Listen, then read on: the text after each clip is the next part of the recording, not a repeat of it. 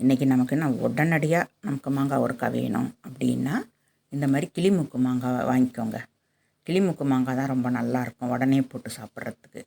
இந்த நாட்டு மாங்காய் நீள மாங்காய்லாம் ரொம்ப பிடிக்கும், அது அந்தளவுக்கு டேஸ்ட்டும் இருக்காது. கிளிமூக்கு மாங்காய் அவ்வளோ நல்லாயிருக்கும். நல்லா பொடியாக கட் பண்ணிக்கணும்.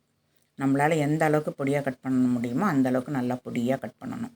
நல்லா பொடியாக கட் பண்ணிவிட்டு அதில் உப்பு தான் நமக்கு மெயின். உப்பு கொஞ்சம் போட்டுக்கலாம். நான் மஞ்சத்தூள் 1/4 டீஸ்பூன் போட்டிருக்கேன். மஞ்சத்தூள் 1/4 டீஸ்பூனு, 1½ டேபிள் ஸ்பூன் அளவுக்கு மிளகாய்த்தூள் போட்டிருக்கேன். ஒரு மாங்காய்க்கு 1/4 டீஸ்பூனு பெருங்காயத்தூள், எல்ஜி பெருங்காயத்தூள் போட்டிருக்கேன். எல்ஜி பெருங்காயத்தூள் போட்டுக்கோங்க. உப்பு 2 டேபிள் ஸ்பூன் போட்டிருக்கேன். ஏன்னா உப்பு தான் நமக்கு மெயினாக தேவை. தாளிக்கிறதுக்கு 3 மிளகாய், கடுகு 1 டீஸ்பூனு, எண்ணெய் நல்லெண்ணெய் 3 டேபிள் ஸ்பூன் நமக்கு நல்லெண்ணெய் வேணும்.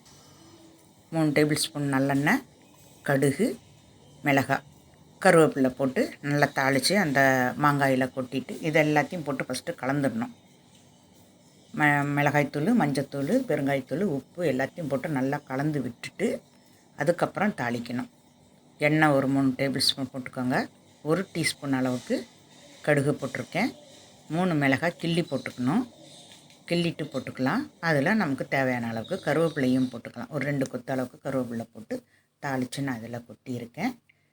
இந்த வீடியோ எப்படி இருக்குன்றதை கமெண்ட் பாக்ஸில் சொல்லுங்கள். Thank you for watch.